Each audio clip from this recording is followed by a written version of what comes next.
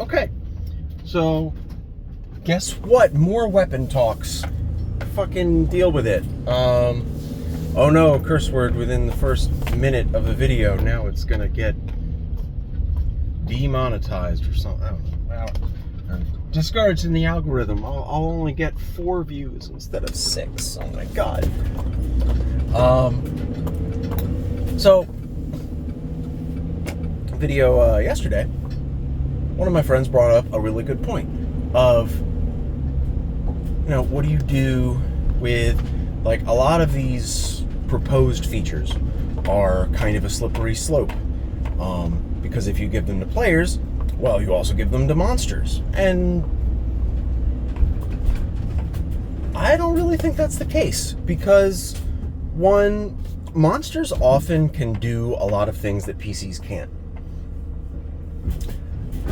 2, you can always change the design of something. And 3, which is the main point, I did respond to the comment, blah, blah, blah, but I wanted to make a whole video about it. And 3, the kind of main point, is that I don't think, while monsters and PCs share the same, basis, they have all the same stats, the same attributes, ability scores, and they share saving throws and a lot of commonalities, like the basic stuff in the design. Otherwise, they're designed pretty asymmetrically. Like, for a player, just as an example, players get proficiencies in equipment. Monsters don't. So right there, you have a mechanical justification for, oh, this monster doesn't get to use this because it doesn't actually get proficiency.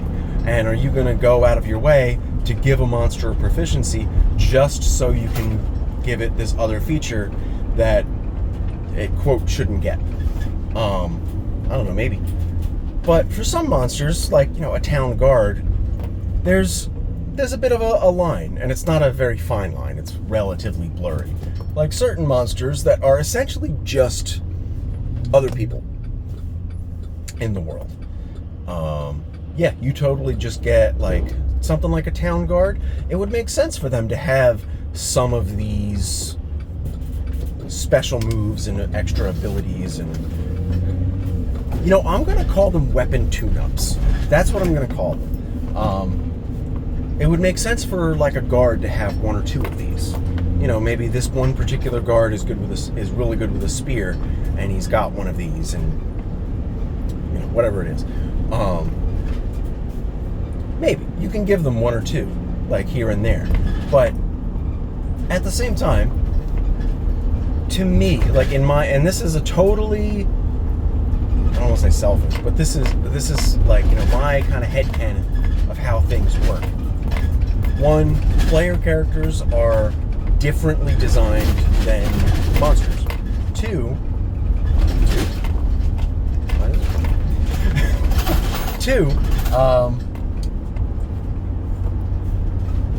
player characters are often equivalent to high threat level boss monsters in what they're capable of a lot of the time.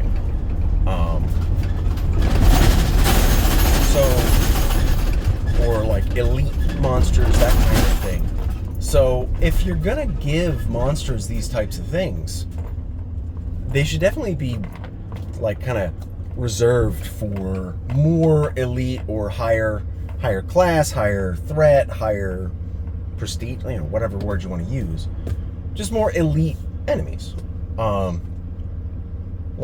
To use the Space Marine 2, and I guess by extension 40K, because as an aside, after Space Marine 2 came out and I got more into 40K, I was looking into this,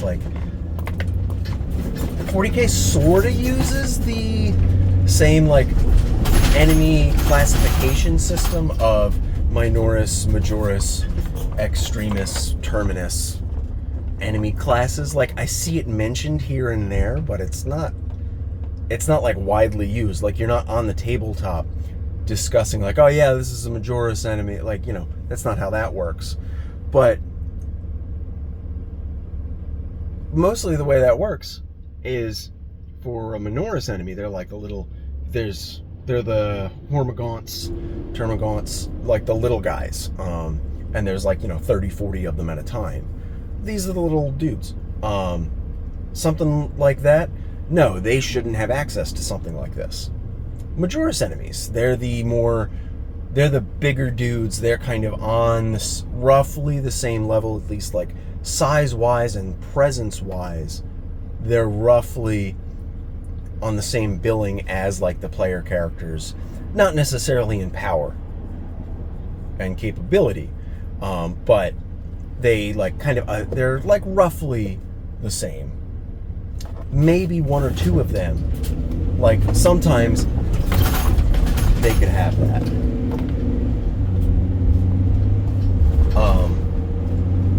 They could definitely have that sometimes, but you don't want to overdo it, especially if you've got a lot of those. Then something like the higher levels, the Extremis and the Terminus. Extremis are like the elite monsters, elite enemies, and then the Terminus are like the bosses. They could totally have those, but a lot of the time you're going to design the bosses differently, and they're going to have, like, they don't necessarily need these types of things. You're going to give them all sorts of other crazy crap if you're designing them yourself. And if not, then I don't know what to tell you. That's kind of the whole crux of this, of my little vlog channel. I'm designing stuff. So I don't fully agree with the idea that if you give these to the players, you have to give them to the monsters. And that goes for a lot of things. Like, ultimately, I think there are things that you let the players do that you don't let monsters do. Because in a lot of ways, certain things, if the players do, it's fun for the players. But if you let the monsters do, it's kind of fun for nobody. Like something like Stunning Strike. If you throw Stunning Strike on like every other monster all over the place, it's just not going to be fun. Everybody's just rolling dice, and when they get hit, it's just like, okay, let's see if I don't get to play the game. If you have like a boss or an elite enemy with that, sure, great, go for it. That could be really cool. And spoilers for a game that happened over a year ago. In our Night Parade game, we had like this big monk enemy, monk type boss, and he had Stunning Strike, and it was really cool because certain players were getting disabled every once in a while, and it was fun. It was interesting. It was frustrating, but it was fun. But if that's a really common thing, it's not as interesting. You don't want to just like CC the players all the time. Like, something like that should be an exclamation point. And with a lot of these like weapons, theoretically that's what they could be. And I think for me, the goal of these weapon tune-ups are just to give martial players more options, not necessarily to give them more power.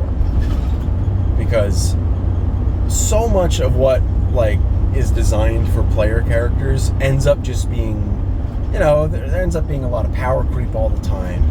It's just more options that are more powerful. I don't think it should necessarily be that,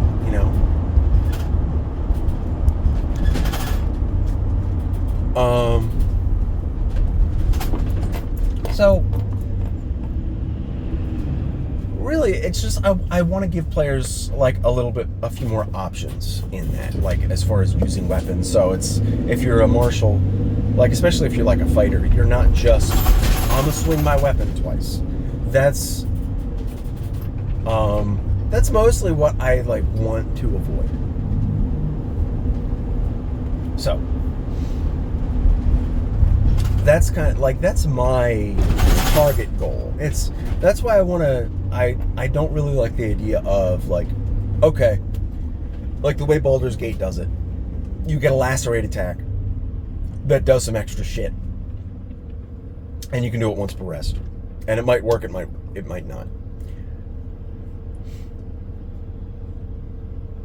It's like, I like the idea of something that's, you might be able to trigger an effect, but you kind of give up at least half your damage to do it.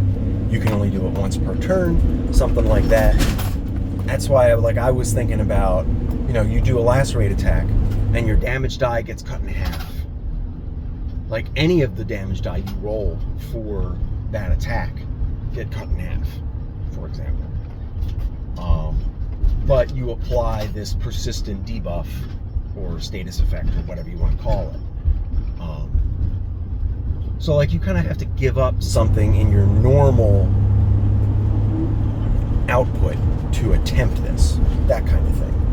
Because one of the main, at least for 5e, one of the main tenets of it is resource management. That's kind of how the whole system is designed. A fight is essentially just there to drain resources, whether it's HP, whether it's features, whether it's spells, something like that. And giving marshals a bunch of extra shit to do, a pool of dice that can fuel all these special moves, that's more subclass territory. I'm much more interested in just some extra stuff to kind of differentiate the weapons a little more and give the players a few more decision points in weapons. And that's all I'm really aiming for. And yeah, it'll end up being a little more powerful. It's unavoidable that you get a little more power out of it. But I'm trying to minimize that theoretically as much as possible in this theoretical design. Like I spoke at the end of the last video, something like swords get a little extra bonus to parrying, and if you're successful, you can riposte, blah, blah, blah. Oh, and something like axes are nearly something forward-weighted. I don't know what I would call that feature. They're almost impossible to parry. Almost impossible to parry in a way that you get a riposte. So maybe something like a weapon that has a riposte ability. And I think almost every weapon would probably get access to that one. So you can take it if you want. That's just a common thing for all melee weapons. Riposte. And it's something like, okay, an enemy roll, for a sword, something that gets a parry. If you successfully parry, you create a riposte opportunity. So in the language for riposte, it would be something like,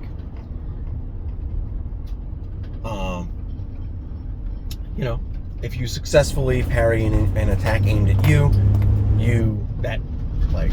that becomes a valid target for a riposte as part of your parry reaction, as part of the reaction you used to parry.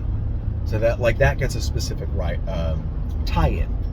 Whereas for something like an axe, if you take the riposte ability, there'd be one or two other features also, or one or two other triggers written out in riposte that you could use to actually get access to it. And it'd be something like, okay, if an enemy rolls a 1 against you, an attack aimed at you, they roll a 1, that opens up a riposte.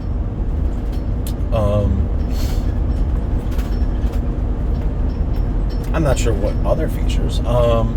Maybe at higher levels, if they swing with disadvantage and they miss you, that opens up a riposte. Something like that could be cool.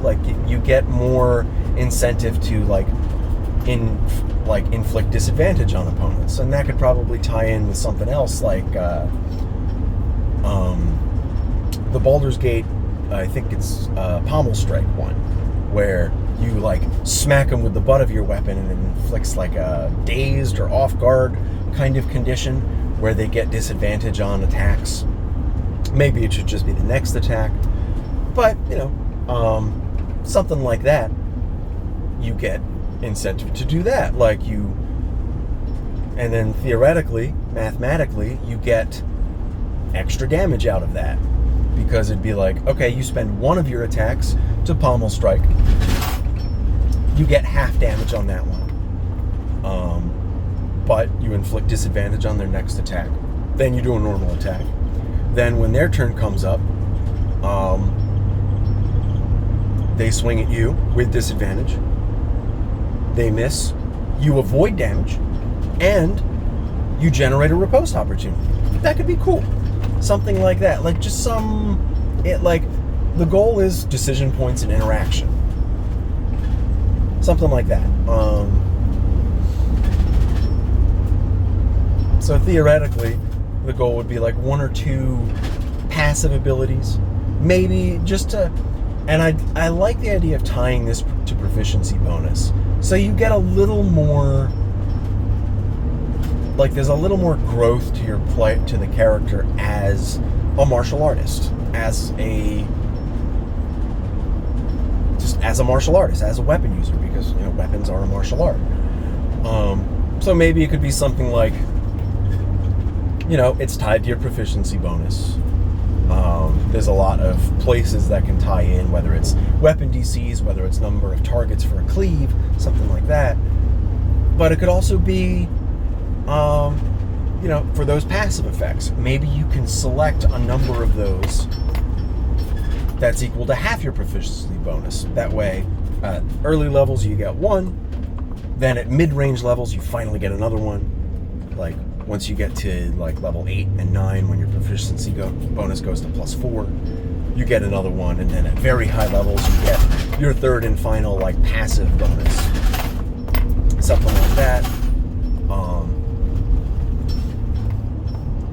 Or maybe it's just like you can select a number of passive and active bonuses, each equal to half your proficiency bonus. So you get like 1 active and 1 passive.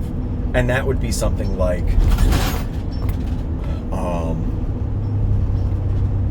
the parry ability, or the riposte, or, whatever else I come up with.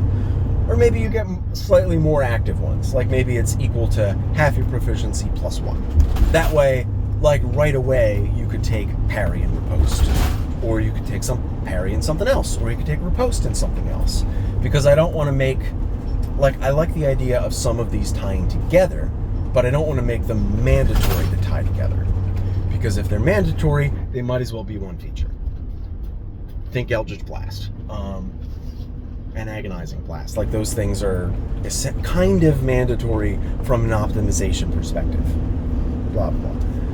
But, so I don't know, maybe if I get some time, like I'll ponder some of these things when I don't have paper in front of me.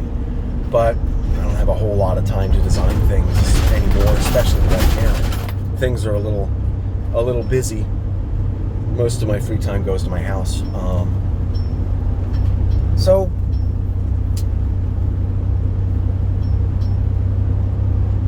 yeah, I guess that's all I got to say on this topic.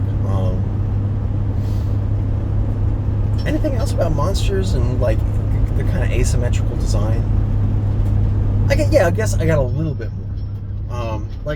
Some stuff about monsters. Like sometimes monsters will have bonus action abilities, and they're usually like triggered by something else. Like if X condition is met, the monster can make an additional attack as a bonus action, something like that.